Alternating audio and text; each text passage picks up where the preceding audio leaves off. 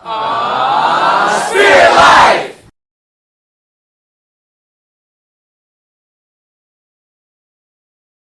Happy New Year, Spirit Life family. I'm Bruce with a new series called 40 Days of Life.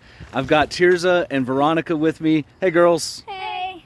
Now, did I force you guys to be on camera to talk about this heavy topic? Of course not. No. We decided we want to come on this video to share the love of God and tell how important it is to be pro-life. You know, the pro-life movement has changed over the past generation. This generation is more pro-life than ever. And so I'm going to be taking a really positive look at the abortion topic, as heavy as that topic is, over the next 40 episodes. There'll be quick episodes each time where my daughters and my sons and my wife and I will share just really positive stories and reasons why this generation has chosen to be pro-life and why the abortion topic has changed over the last few years. So please subscribe to Spirit Life and check me out on TikTok, and we look forward to the next episode soon. Hey Spirit Life family, it's episode 2 of 40 Days of Life. I'm Bruce with my daughters Tirza and Veronica. Veronica, tell about that prophetic dream that the Lord gave you.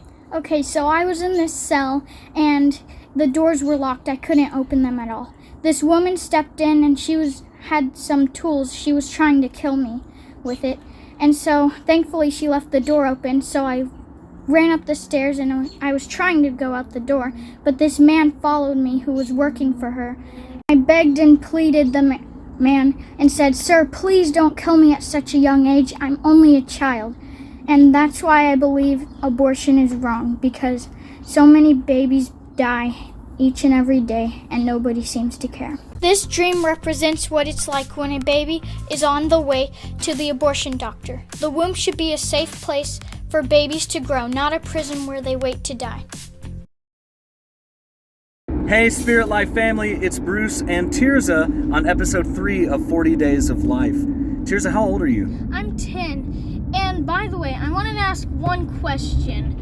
A lot of people say, well, what if the child is born with a disease or disorder? Or what if the parents can't take care of them? Yeah. But I wanted to ask you one question. Is it better to live or die? That is the most fair question. You know, sometimes out of the mouth of kids, the most wisdom is spoken. And so often this topic gets politicized when at the end of the day, it's a life or death topic. And I think that the people who were born, even though they were born into poverty or born with a disability, they would say that they're grateful for their life and they would have rather been born than been killed in the womb. So don't forget to subscribe, share, and like this video. Thank you, Tirza, for your awesome wisdom. Hey, Spirit Life family. It's episode 4 of 40 Days of Life. I'm with my son, Titus. Titus, how old are you? I'm 9. And why are you pro-life? I'm pro-life because it's not fair that babies have to suffer all this pain. It's not fair that they get to die and you get to live. Your parents didn't kill you, so why should you kill your baby? Use this opportunity to not kill your baby when you have one. Yeah, so basically this goes back to an old Ronald Reagan quote where he said, "I noticed that everyone in favor of abortion has already been born." You know, so it takes just the simple wisdom of a child sometimes to point out the obvious. But thanks so much, and we're going to be back with another episode coming right up. We're doing these daily. Make sure to subscribe to Spirit Life, and we're going to go through 40 reasons why this generation is pro-life. Hey, Spirit Life family. This is episode 5 of 40 Days of Life. I'm Bruce, and here's my son, Titus. He's 9 years old, and he was making a brilliant point to me about keeping courage when it comes to the topic of abortion. Can you elaborate on that a little bit? Yeah, so what I meant is that if you're strong enough to let go of that spirit of rejection, are you strong enough to let that baby live? Are you strong enough to let another baby's life be born? It takes courage to do the right thing. And especially for single moms who we're encouraging to keep their baby, that takes courage, and we understand that.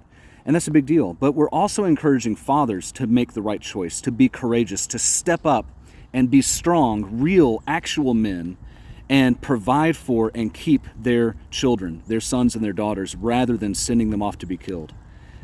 Make sure to subscribe on Spirit Life. Hey Spirit Life family, Bruce here with episode 6 of 40 Days of Life. Why have I included my children on the first few episodes? The answer is easy. Number one, they want to be involved with their dad. They like my channel and what I do, and I want to say yes to that as often as I can. But number two, they are truly of their own accord passionate about this topic. I think that we can and should, using age-appropriate details, expose our kids to what's going on in the world. And abortion is the number one most heinous human atrocity of this decade, of this generation. It's the number one issue. And we need to explain what's going on so our kids can be a source of life, so they can be a source of hope to those that are in dire situations, so they can be a source of courage for those men that need to step up and be the fathers that they should be. And this generation needs to be those that are calling for justice. And I think that's why this generation is the most pro-life, because more and more parents are doing what I and my wife have been doing and exposing our kids to the truth. Spirit Life, it's Bruce on episode 7 of 40 Days of Life. And I talked about why I've allowed my kids to be involved. But I want to say that kids in general bring such a unique and needed perspective to the issue of abortion. Why? Because children naturally are much more innocent. They don't overcomplicate things the way adults do. We have over-politicized this topic so much that we've lost sight of the truth that a baby in the womb is a baby, and she needs to be protected. There's no simpler truth than that. And a kid intuitively understands. If you show any kid a sonogram, they know that's a baby. If you were to tell a kid, hey, your mom is pregnant with your baby brother or your baby sister, but she's going to go and kill the baby, of course that child would say, no, don't do that to my sibling. It's just intuitive, and a child understands and knows these simple facts. And sometimes we as adults need to hear those simple truths from the voice of a child. Spirit Life, episode 8 of 40 Days of Life. I'm Bruce, and I want to tell you about the Emperor's New Clothes. It's a parable, not the movie Emperor's New Groove, but the parable about these two frauds who come to promise the most elaborate and awesome set of clothing to this emperor who agrees to pay them a bunch of money, and they actually just scam him by providing zero clothing. They tell him and all the public officials that only the most wise people can see the clothing. It's made with materials that only wise people can see. So he ends up parading himself in front of the whole village wearing absolutely nothing, and everyone goes along with the charade because they think, well, maybe I'm too dumb to know any better, until finally a kid blurts out, the emperor's got no clothes, and everyone laughs. Abortion is the same way. It's a lie that we've all agreed to believe and support and uphold for one another, but all it takes is one voice, even a kid's voice, to say, killing a baby is wrong, and we all know the simple truth. And when we all come to our senses, we can end this atrocity. Hey Spirit Life, this is Joy Wynn on episode 9, and I wanted to jump on and talk about how abortion is a human right issue. It's not just a woman issue, but it also is a male issue, and that not only do women have a right to talk about it and discuss it and think about it, but also men have great points. And the reason why I think that is because a baby has the DNA of both the mother and the father. And I just feel like men have an awesome voice to share about that in this generation. A lot of men have been using their voice to say, I don't want the child, I'm going to abandon my own baby, go kill the baby. That's not what men are called to do. Men are supposed to rise up and be protectors and providers. And the men who share from that perspective how they were created to be, they have a strong voice. They have a needed voice. And they don't need to listen to when people say, if you don't have a uterus, then shut up. That's not true. Both men and women should be talking the pro-life talk. Spirit Life, it's Bruce on day 10 of the 40 Days of Life. Has anyone ever said this to you about abortion? Okay, no uterus, no opinion. Sometimes they combine it with STFU, which is not very nice.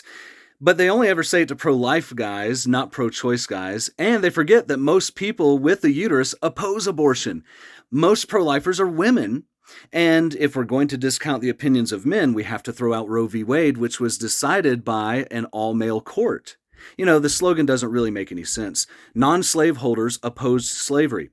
Non-thieves oppose theft. And you don't even have to be a victim of theft to oppose it for other people. In the same way, men can oppose the killing of an innocent baby, whether it's their baby or not. But the truth of the matter is, many, many men feel pressure to abort their own babies, even from their girlfriends.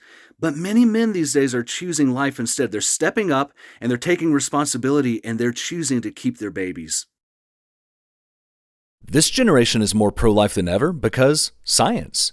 We now have the technology to observe the exact moment of human conception, causing the bright flash of light seen here. At this very moment, a new human being is created. In this video from Nucleus Medical Media, you can see the genes of both the mother and the father coming together to form a unique DNA that never existed before and is absolutely distinct from the mother's. This living being starts as a single cell called a zygote. It's not canine, it's not bovine, it's human. It's not part of the mother's body, it's a new human body being formed. She will only remain a single cell for an hour before starting to grow. And yes, I said she because at this moment, gender, hair color, eye color, and so much more are already determined. Both religious and non-religious people today appreciate the medical and scientific miracle this represents and consider it special, even sacred. They know this is not any old clump of cells, but a new and unique person deserving of protection and care. Hey, Spirit Life, this is Bruce on 40 Days of Life. I have a very special guest, my personal friend, Levon Leuenberger, and she is actually the former founder and executive director of an adoption agency and now sits on the board of a teen foster home. Thank you so much for joining me today. You're welcome, Bruce. I wanted you to be able to kind of share from your perspective what some of the objections are when someone is faced with the choice of abortion or adoption. Okay, I think the major thing is to be well informed and to have an argument ready, because you don't know what's going to resonate with the birth mom. So different things might affect her. So the number one concern I've heard is, well, I don't want my baby to grow up in foster care. And that is so unlikely. The AmericanAdoption.com states that for every child available for adoption, there are 36 couples waiting to adopt. So it's highly unlikely that that child would ever grow up in foster. In fact, as you said, I'm on the board of a foster home, and we have no teens that have ever grown up in the system. It's always, they're in the system because of abuse or neglect from their own parents, never from growing up in foster. What would you say if someone wanted to complain, hey, the foster care system has problems or things like that? It would be better to abort on the front end. We're not seeing that at all. We are seeing kids coming into our home. And even, so many people think it's better to have kids in a foster with a family. But even our home is very warm and inviting, and it's safe. There's cameras everywhere. There's always 2 employees. And our community just rallies around these kids. I mean, the sheriffs take them shopping at Christmas, and people will make sure that every kid who wants to do a sport in high school does it. And so it's just a very positive thing. Many of them don't want to leave, and many of them choose not to go stay with their family during the holidays. They choose to stay in the home and with their foster siblings. And our home particularly is boys and girls, so they can live with their siblings. That's incredible. Most homes are either boy or girl. We pay a lot of money for more employees to watch overnight and everything, so we can have siblings living. In fact, out of 8 kids, 7 of them now we have are in a sibling group. It sounds like maybe there's just been some negative stereotypes that people need to be aware are not really true. They're not. And if you ask every child that came through our system, they would all say they're glad to be alive and really glad that their mother did not abort them.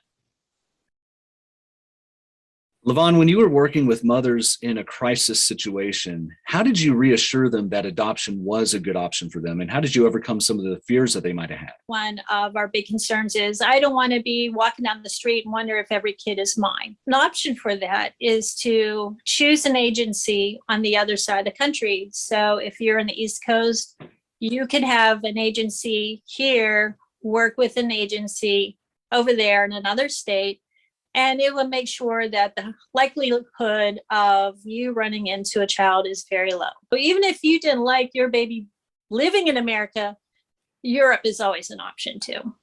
I've never heard that before. That's news to Yeah. me. Yeah, that's a new thing that's happening. And so if you have a lot of objections about your child growing up in America, whether it's racism or whatever, then that is another option. So it sounds to me like a theme that I've heard just in the short time so far is that there's options, lots and lots of options. Yes, there are. There's so many different things other than abortion you can do. So tell me about what you would say if someone believes that maybe their baby would resent being given up for adoption. Yeah, when I was in the adoption agency, people would come up to me all the time, say, "Oh, I was adopted." I'm like, and I always ask them, like, "Oh, have you met your birth mother?" And they said, if they said yes, I'm like, "What did you say to her?" And they said, "I thanked her." And like, really? Yes, I thanked her for choosing life. Thank you for going through this process. And thank you for being so brave. So many of them were like, my mother was 15, or my mother was raped, or my mother was in a very difficult situation and she chose life. And I looked her up so I could thank her. There is not one person I've ever heard go, I looked at her to tell her I hate her. That's never, ever an issue. We have a birth mom in my own family, and her children have looked her up and found her. In fact, and this is another argument with that, is you have a whole bloodline you're not even thinking of. This particular person has over 40 with her child. Under her, she has over 40 other people. So it's like, this is big. I don't know if I ever mentioned this to you because it was never a big deal to our family, but my mom was adopted. And for us, It was just a natural, normal thing. Yeah. So it is. And I think so many women they're only thinking of the next 9 months, but you're not thinking of the hundreds and hundreds of years of bloodline. I don't know if you've ever done like ancestry.com, but you look back, I can trace my family back to the 1600s and just think of one of those person chose abortion instead. Hey, I want to thank you for our time together, as short as it was. It's always an honor. Thank you for all the hard work that you're doing out there to help promote life.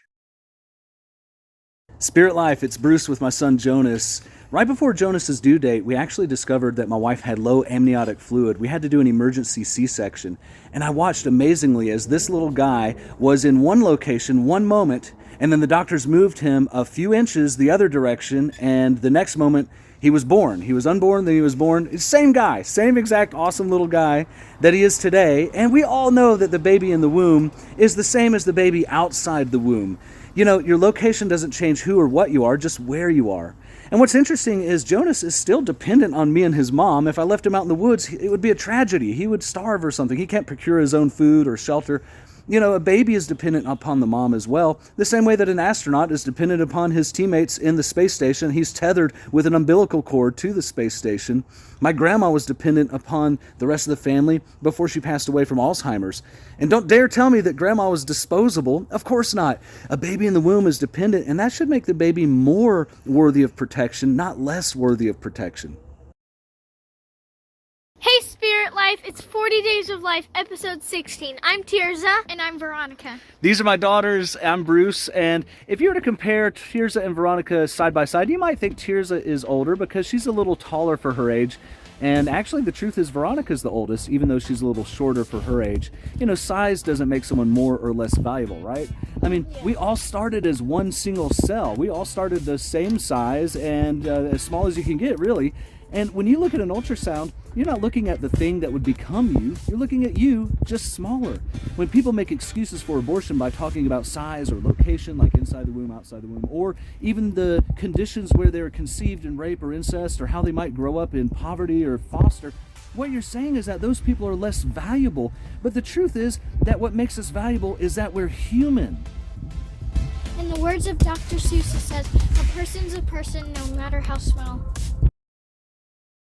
This is Bruce on 40 Days of Life. I've got my very special friend and guest, Christina Bennett. She's actually a writer for Live Action News. She's been involved with the pro-life ministry for a number of years and had just an incredible impact. So it's my real honor to invite you on today, especially for Martin Luther King Jr. Day, just to talk about the topic of pro-life and why more people this generation are pro-life than ever. Thank you, Bruce. Thank you so much for having me. And thank you for being a man who is unafraid to talk about abortion, because so often society tells men that they have no voice, it's a woman's issue, but we know that's not the truth. We know that it is a person issue. So every person should be involved. So I thank you that you are raising your voice, and thank you for having me on.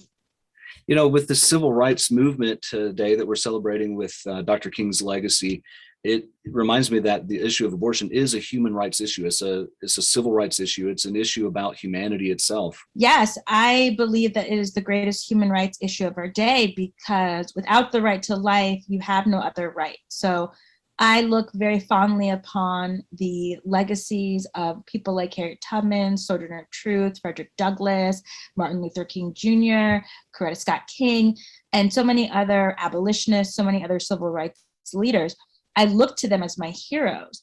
The reality is we know their names and we know their stories, and even we know their sufferings because they lived.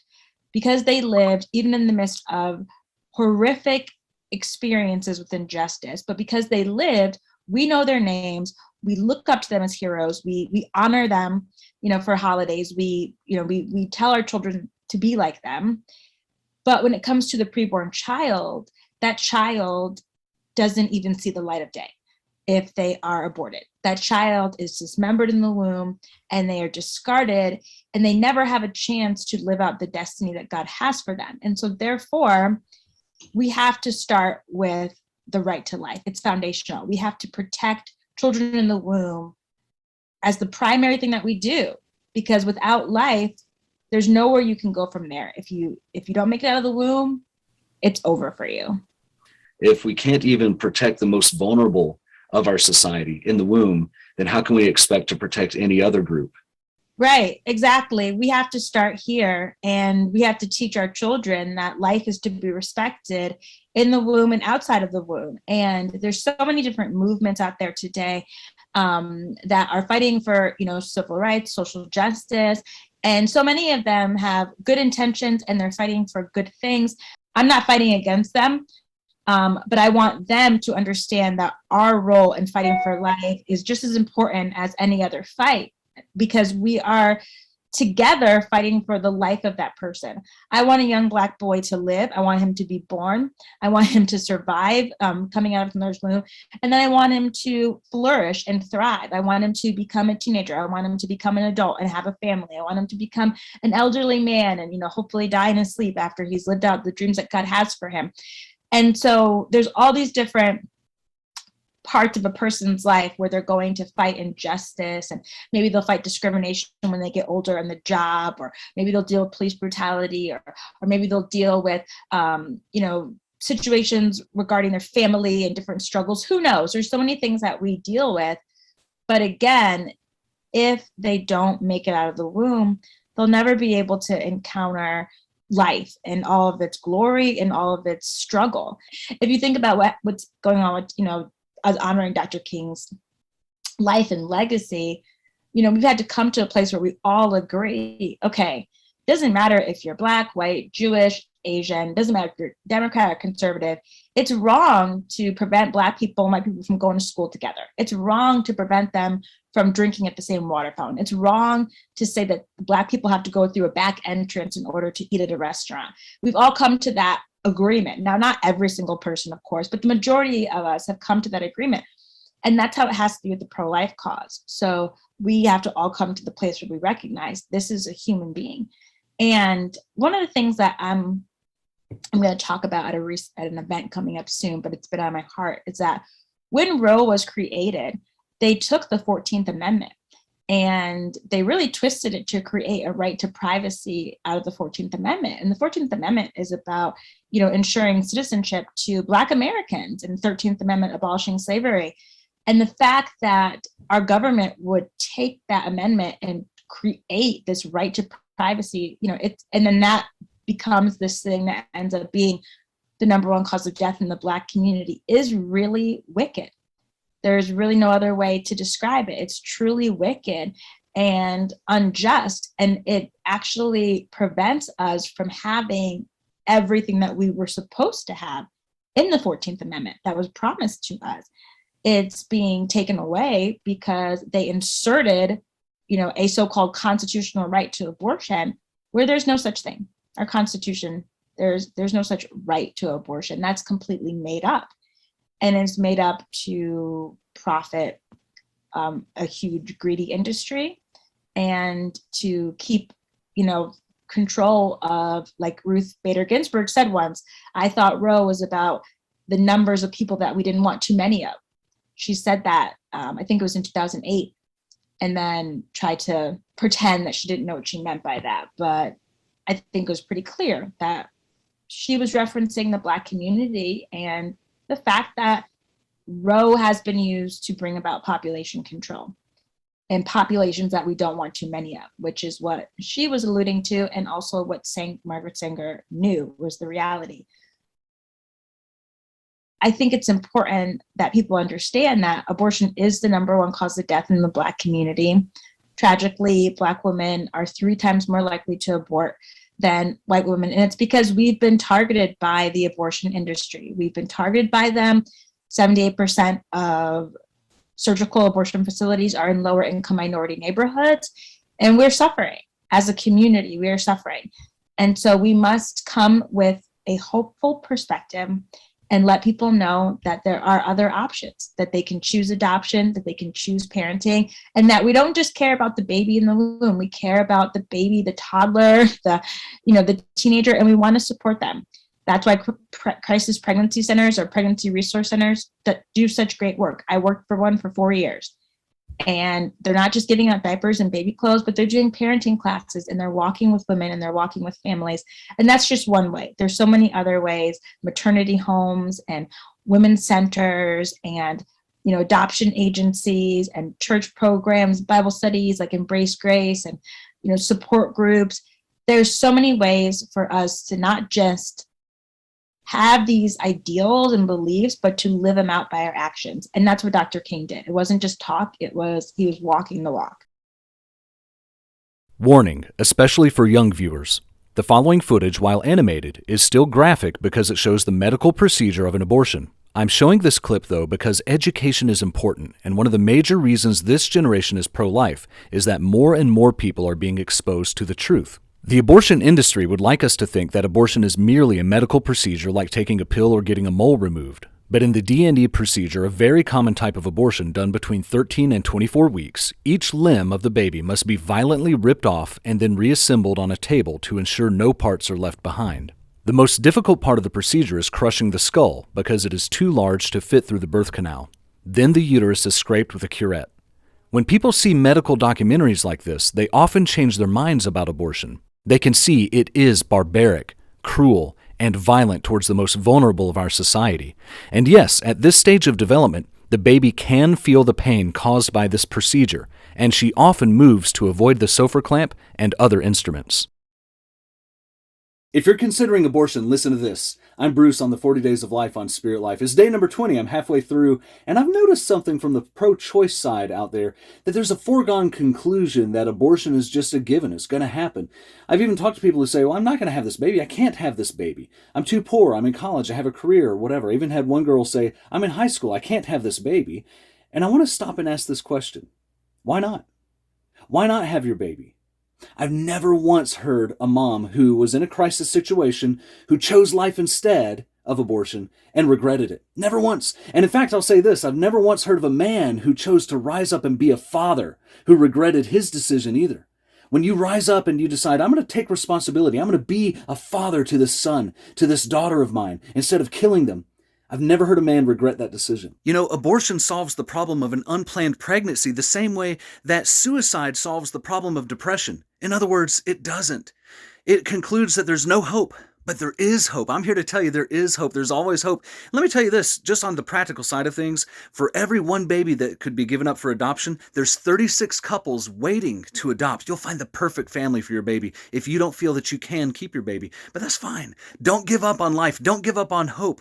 There are so many churches and crisis pregnancy centers and so many others who are willing and ready to help with all kinds of resources and money and assistance. You will be astonished of how many people are there to support you when you choose to be brave and to keep your baby as a mother or as a father with an unplanned pregnancy. A crisis pregnancy center is just a phone call away. Last year alone, pregnancy centers served 1.85 million people, provided $265 million in free services, gave parenting courses to over 300,000 people, provided 1,290,000 baby outfits, and they are more than happy and willing and ready to help. Hey, it's Bruce on day 21 of the 40 Days of Life here on Spirit Life. I'm with Tirza and Veronica at the state capitol in Atlanta, Georgia, where there's been so much controversy surrounding the heartbeat bill. I'm here at the March for Life, and we just finished up our march. It was an incredible time, silent march, very powerful. And I realize there's a lot of 40-year-old guys like me, a lot of elders, but a ton of young people. And a recent survey just shows that millennials overwhelmingly support a ban on abortions after the heartbeat is detected. And guys, listen, when you start from one single cell, it's fascinating to note that it only takes 21 days until your heartbeat. And, it only makes sense for the heartbeat bill because we oftentimes in the medical field will say that the heart stopping is a sign of death. But that also means that the heart starting at day 21 is a sign of life. And this generation knows that. They know that life is in the womb, that it's a person, a human person with a heartbeat who's alive. And that's why they oppose killing that human being. Hey, I'm Tears on Spirit Life, and today actually happens to be my birthday, and it falls on the anniversary of Roe v Wade. Did you know just in America, 63 million babies have been killed? And for my birthday wish, I want all the babies in the womb to be able to be born. Here's Tirza praying the same prayer when she was only 5 years old at the March for Life in front of thousands of people. She's always had a heart to protect babies. Tirza wants to be a doctor. She feels the Lord has called her to be a doctor when she grows up. And I think it's the peak of irony that there's a whole medical field that tries to preserve life. They do everything they can using science and technology to make sure that the mother and the baby are healthy and that the baby's born and has a great life. Meanwhile, there's people that are being paid to kill those same babies. That just can't be anymore. And this pro-life generation has to rise up and make their voice count. Abortion killed 42.6 million people last year. By comparison, only 3.5 million people are reported to be killed by COVID last year, if we even trust those numbers. That makes abortion 12 times more deadly than COVID. In fact, abortion is the leading cause of death in the whole world. It accounts for 42% of all global deaths last year. You can see that only 13 million were killed by communicable diseases like malaria. Only 8.2 million people last year killed by cancer, but 42.6 million killed by abortion. This generation is more pro-life than ever because they're realizing that abortion is not some rare thing that only happens in emergencies. It's being used as a substitute for birth control. The numbers are staggering. In America alone, there are more than 2,300 abortions a day. That's one baby killed every 36 seconds. Take a look at the overall deaths in just the United States since our nation started. If you combine all the wars, they don't even add up to a fraction of the deaths that abortion has caused. Are you telling me you're going to force a woman to keep the baby if she's raped? Viewer discretion advised on this 24th day of the 40 Days of Life. I'm Bruce on Spirit Life. And the reason that rape comes up in the topic of abortion is because pro-choice people want to bring up the most extreme example they can think of. However, it only constitutes less than 1% of all the abortions being performed. When rape happens, as a pro-life person, I want to say it's a heinous crime. The rapist should be punished to the full extent of the law. However, killing another innocent human being is not the correct punishment for the rapist. And it only brings more trauma to the mother who's already gone through something so traumatic. In other words, two wrongs don't make a right. And I'm not saying there's an easy answer here, but the correct answer is to give the baby for adoption. For every one baby that would have been aborted, there's 36 couples waiting to adopt. When mothers choose life, they never regret it. And there's so many people who have enjoyed an awesome life after being spared from abortion, even though they were conceived in rape. Stay tuned for episode 2 on that. Are you telling me these people should have been aborted because of how they were conceived? Ryan Bomberger was conceived in rape, but his mother courageously chose life for him. He's now a husband and father of 4 kids, 2 of whom are adopted. He also happens to be an Emmy Award-winning author, speaker, media producer, and the founder of the Radiance Foundation. Attorney and international public speaker Rebecca Kiesling was conceived in rape, and she's a wife and mother of 5. Among other accomplishments, she's famous for changing Governor Rick Perry's mind about abortion. The infamous Reverend Jesse Jackson was conceived in rape. He went on to be a monumental figure in the civil rights movement, an international activist and Democratic presidential nominee, as well as political commentator. He's a husband and father of 5. Eartha Kitt, world-renowned jazz singer, was conceived and raped. Lane Beachley, 7-time world champion surfer, was conceived and raped. Famous TV personality Kelly Wright was conceived and raped. Angelina Jolie and Brad Pitt's daughter Zahara was born of rape. Valerie Gatto, otherwise known as Miss Pennsylvania, was also conceived and raped. There are countless others. This generation is more pro-life than ever because they've heard these stories and understand abortion would have robbed us of these awesome individuals. An abortion is never necessary to save the life of the mother. An abortion is a lengthy and risky procedure that adds complications to a medical emergency. It's not what a mother needs to save her life, even if her medical emergency is related to her pregnancy, like in the case of preeclampsia. The best thing the doctor can do is deliver early or do an emergency C-section, and in those situations, sometimes, tragically, the baby may not survive. But that's not the intent of the procedure. The intent is to save both lives. An abortion, on the other hand, is a very specific medical procedure that's meant specifically to end the life of the baby, and that's never medically necessary. Even in the case of an ectopic pregnancy, where an embryo implants in the fallopian tube and not in the correct place in the uterus, she wouldn't survive anyway. So if a doctor goes in to remove the embryo from that spot, even in an attempt to save the embryo, and she passes away, that's not the same thing as an abortion. America is in the middle of our own Holocaust. I'm Bruce on Spirit Life, and today is Holocaust Remembrance Day. A number of years ago, I was able to visit Auschwitz in Poland. It was one of the concentration camps that the Nazi Party used in World War II to slaughter 6 million Jews. They dehumanized the Jewish people. They harvested their hair to make clothing, and they used their skin to make lampshades. This was possible because they considered them less than real people. That's what we've done to our unborn. We consider them less than real people. We use the word fetus, which is only Latin for young one, to mean some other type of thing, when really it's just a young human, a developing human. Just the same way an infant is developing into a toddler, who's developing into a child, who's developing into a teenager, who's developing into an adult. And all of those stages of life look vastly different from one another. But because a baby is in the womb, we consider them fit for the slaughter because they're voiceless and we can't see them. But America has slaughtered 63 million of our unborn. This has to stop. Pro-life, anti-abortion, anti-choice, pro-birth. What's the difference with all of this? Hey, it's Bruce on Spirit Life on the 40 Days of Life. Sometimes in an effort to dismiss our entire position, pro-aborts or pro-choice people try to just call us a different name, like what I just did. They'll say that we're just anti-abortion. I'm okay with that. I am anti-abortion. I'm also anti-theft, and so are you. If someone calls me anti-choice, I'm fine with that. I'm anti the choice of killing a baby, the same way that you're anti the choice of someone murdering an adult or stealing your car. You're anti-choice about a million different choices that you don't want people to make because they're immoral, they harm others, etc. But I'll tell you this, the pro-life group as a whole are the most pro-life in every arena. Overwhelmingly, we're the ones that are adopting the most, we're the ones that are giving the most money to charity, and we're the ones volunteering the most hours to help charitable causes like to feed the poor and the homeless and to help single moms, etc. So you can use whatever term you want, but we all know the truth. This generation is more actually pro-life, not just pro-birth, than ever before.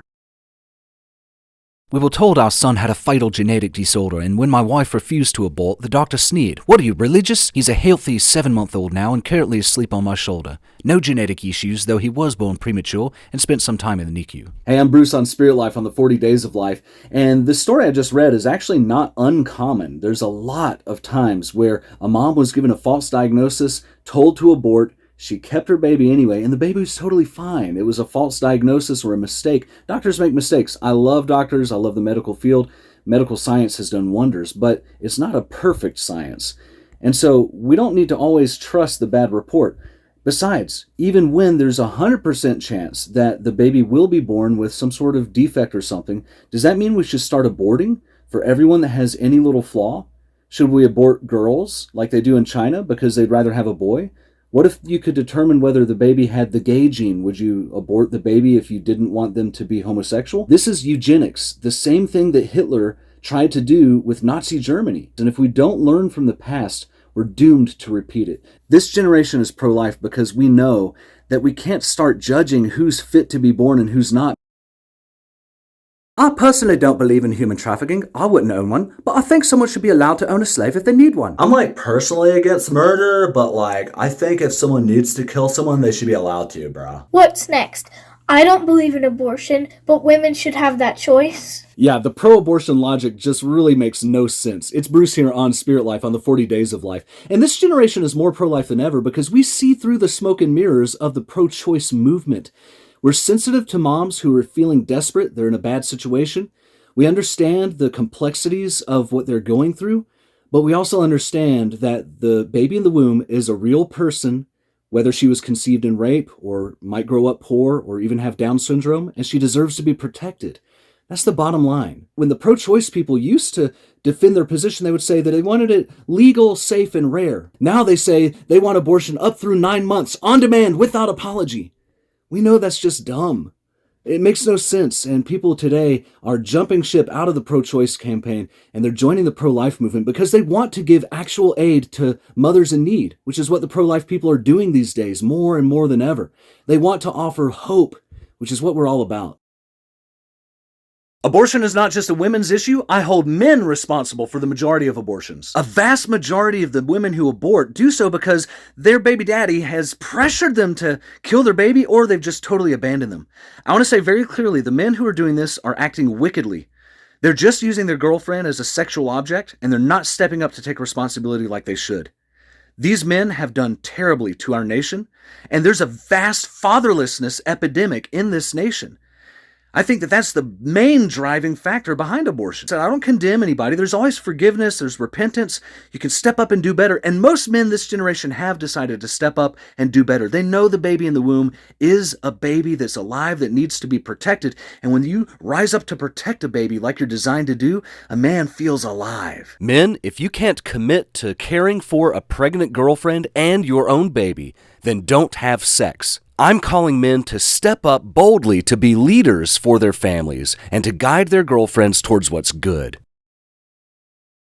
Hey, Spirit Life, this is Bruce on the 40 Days of Life, and I have with me a very special guest, my honor and privilege to introduce Catherine Davis, who happens to be running for governor in the state of Georgia, but who also happens to be one of the most prolific pro-life advocates who's been fighting for the rights of the unborn and to protect the innocent for many, many years now. It's my great honor to introduce you. Thank you for joining me. Abortion and slavery are companions. They go hand in hand. The very same principles that the United States used to enslave people and keep them enslaved are the very same principles that they use to take the life of the child. They deem the child not a person. They deem the slave property, not a person. And they apply those same principles. So they really do go hand in hand if you look at history. And that is the thing that most people don't talk about because they don't know. They don't realize what the basis of the Dred Scott and Plessy versus Ferguson cases were. But if you look at the principles that the court used, they're identical to what they use in abortion. And we need to stop it.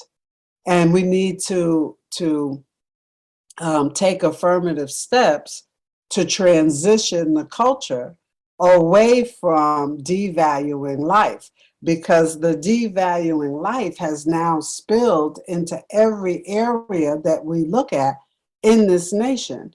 You know, you have young people who will just as soon shoot you in the street as talk to you. You have people who will beat, stab, shoot, run over with cars, people, because they do not appreciate the value of life.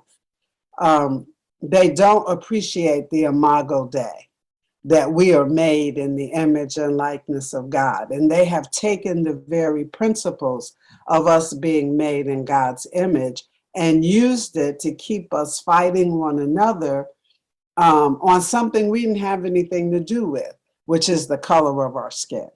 And so at some point, we have to be deliberate in transitioning the culture away from this idea that taking the life of the child in the womb, which is supposed to be the safest place you could ever be, that it's okay. It's not okay, but it's going to take some time for us to transition the women of childbearing age away from the notion that it's okay to take the life.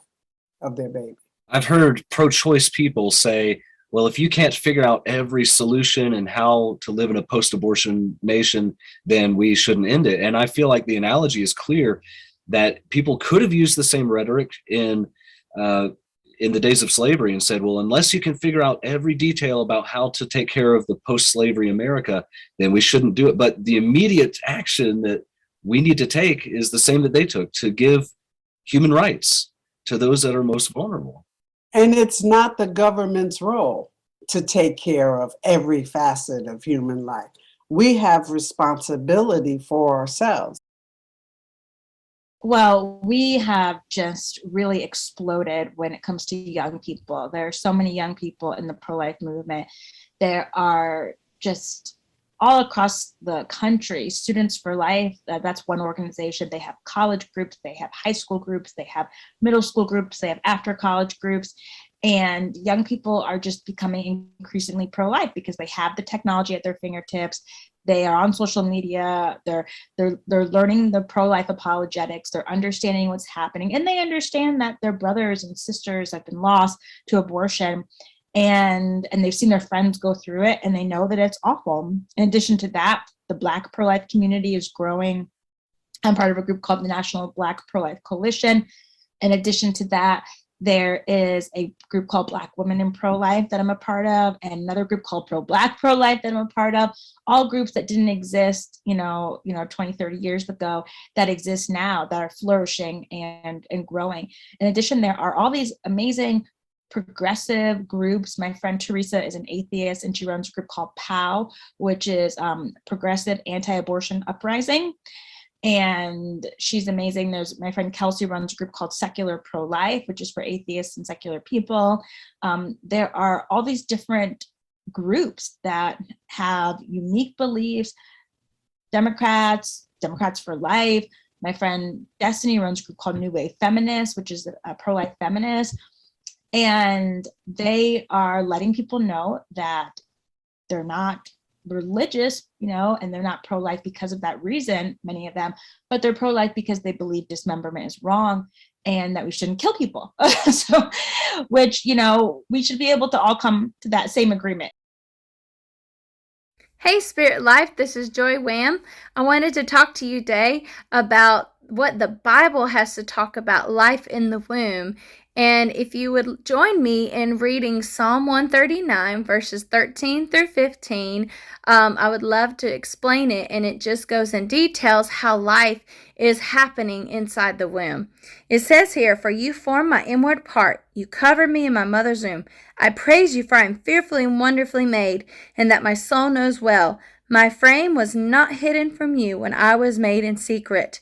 So it's really cool and very important to know this passage because there is life in the womb. There is a fetus, a little one growing inside a mother's womb is very precious. And back in the Bible times, they didn't have ultrasounds or sonograms where you could tell the gender of the baby. But God saw in secret, and He sees us yet in our mother's womb, and He knits us together in love. And so I want you to know that you have an intelligent Creator that created you and made you uniquely and wonderfully made, just like a baby in the mother's womb. That's why it's important to know that life starts in the womb. Women's empowerment. This generation knows that women's empowerment does not come from a woman's ability to kill her baby through abortion. It comes from a woman's ability to do what only a woman can do, which is to conceive, to develop, and to birth a baby. A man can't do that. We admire a woman's ability to do that. What makes a woman truly empowered and admirable is when she sacrifices, especially when she chooses to keep her baby, even though it was an unplanned baby, and against all odds to raise up an awesome member of society who maybe had bad circumstances surrounding the conception, but she's empowered to rise above. Women of the past generation, the pro-choice generation, said that you have to choose your career. They praised women who aborted their babies for doing what was best for themselves. But then they realized that we have to also praise men who abandon their babies and their wives and their families and girlfriends because they're doing what's best for themselves. And that's so stupid. No one believes that anymore because we know that a parent has responsibility. What truly empowers both men and women is taking responsibility for our lives. PG-13 on today's episode. Abstinence is the essential but least talked about reason that this generation is more pro-life than ever.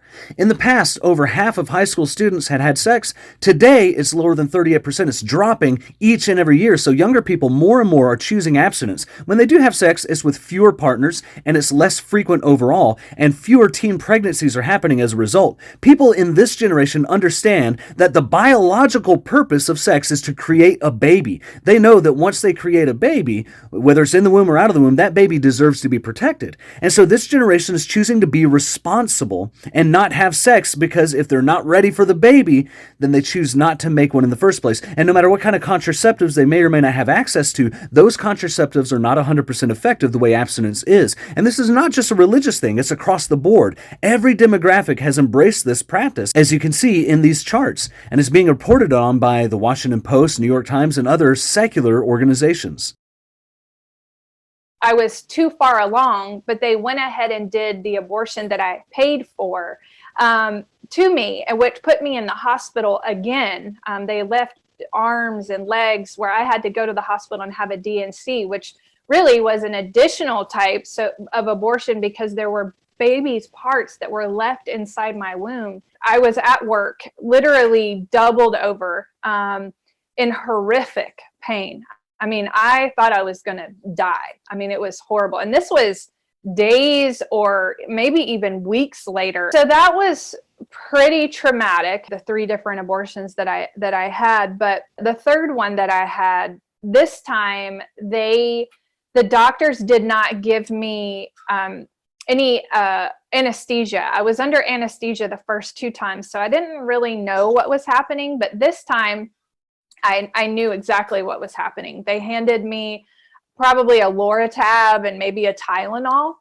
And I just remember laying there, and the pain was, I could hear the vacuum, which is so horrible. And I could hear the vacuum, and I just began to scream because the pain was so, literally feeling a baby being ripped from your womb. It was horrible. It really was. And the doctor just said, be quiet because the other women in the room can hear you. And at that point, that was it. I was silent about all of it until that day in the prayer room when God came on me and delivered me from being silent. But that doctor,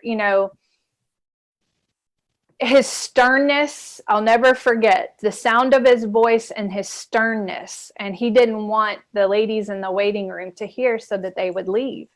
And, I do pray that I was loud enough that it caused many to leave, because it was not something that I would ever wish for any woman to experience or young lady to experience.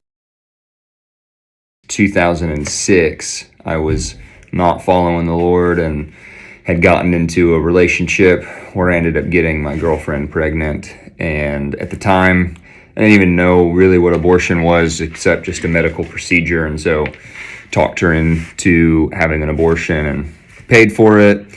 And it was at the abortion clinic. I remember I was doing homework, and that's when the Lord really spoke to me and said, son, I have something so much better for you.